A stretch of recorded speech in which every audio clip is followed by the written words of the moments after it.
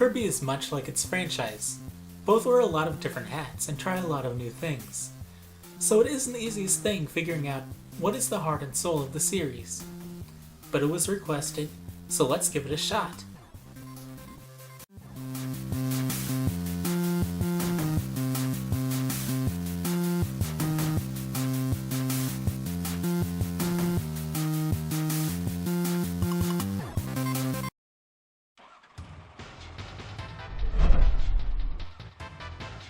This at first sounds like the most defining characteristic of the franchise. Kirby is known as a puff of all trades. Kirby is the pink blob that can be anything and everything by eating it. Copy abilities are very important to the series, but have been notably absent through several games, including the first Kirby game. As important as copy abilities are, they weren't meant to be in the franchise initially. They weren't a defining aspect of the series in its conception, in any form, but have instead grown to define the series, with most new Kirby platformers introducing more and more copy abilities from brooms, to bombs, to bugs, to bells, and those are just copy abilities that start with B. Inhaling enemies has always been at the core though, even if it was likely a subversion to the common shooting aspect as the go-to attack in platformers. That lasted a long time.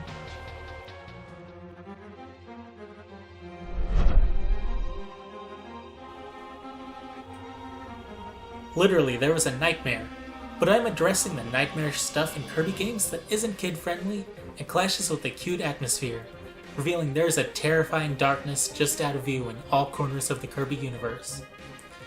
Since Kirby's Adventure, it has been common for the final bosses to be oddly demonic, grotesque, or in one instance, gory. They aren't particularly scary or disturbing for adults and many children, but the idea such things exist in the Kirby universe is quite unsettling. It's a lot like the trees in Mario Galaxy. Those trees aren't frightening or scary, but their canon existence in multiple games is what unsettles players a little. Oddly creepy bosses include the demonic floating eye, Dark Matter, and its other forms of ranging creepy, the surprisingly bloody fight with Zero, who is later revived for another bloody fight with official art depicting it crying blood. Then you have Dark Meta Knight, who just sprays his blood all over because he can. Then you have Necrodius, who has death in his name.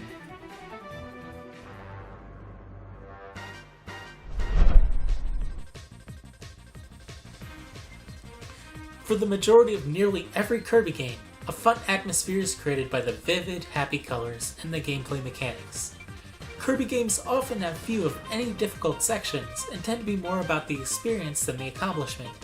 Kirby Super Star's inclusion of a replaceable helper character that costs nothing and can't hold player one back was an excellent example of prioritizing fun for all. Others are open-ended like Kirby Air Ride, or Dream Course with strong multiplayer and endless replayability. The Great Cave Offensive is so fondly remembered because going through the world with a friend created indelible memories of fun.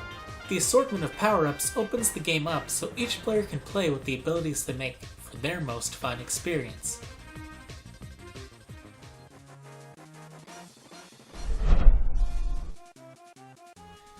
The assortment of power-ups opens the game up so each player has the freedom to play how they want. The freedom to have fun on their terms.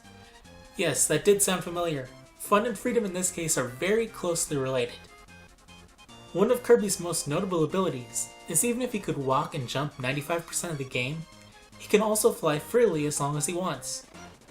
I said as long as he wants. Get out of here, Kirby 64. Nobody likes what you did to flying while making some of the most precision platforming levels in the series' history.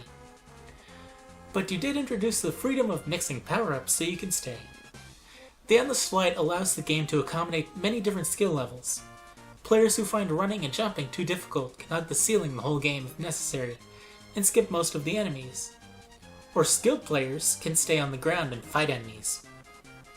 Kirby Air Ride City Mode was one of the freest experiences.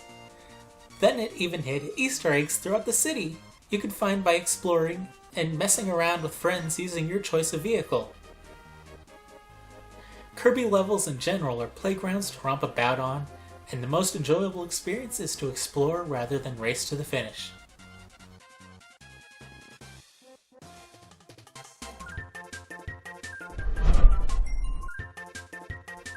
Nothing defines Kirby in my opinion more than being a go-to for experimental ideas.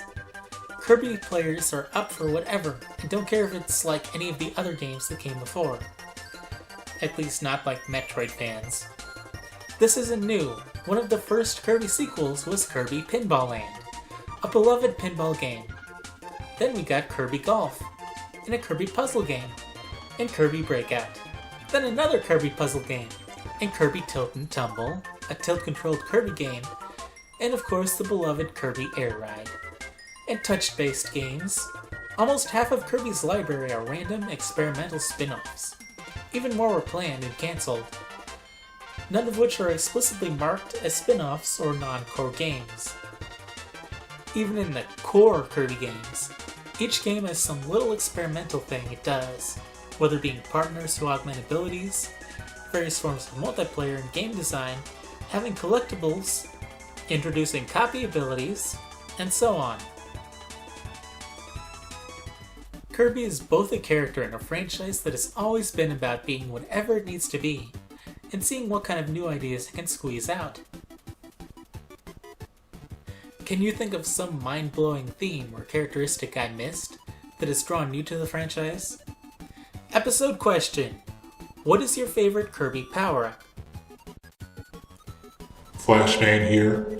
Check out Adam's analysis of the Mega Man franchise for my blue buddy. I'll stop time for you. Or maybe the side analysis on Smash Brothers, where you can also find my blue brother, figuratively. Or maybe the crazy costumes part for his non-blue colors. Though it does hurt a little, there was no Flash Stopper color. But he didn't show Quick Man any love, so I guess that is a nice consolation.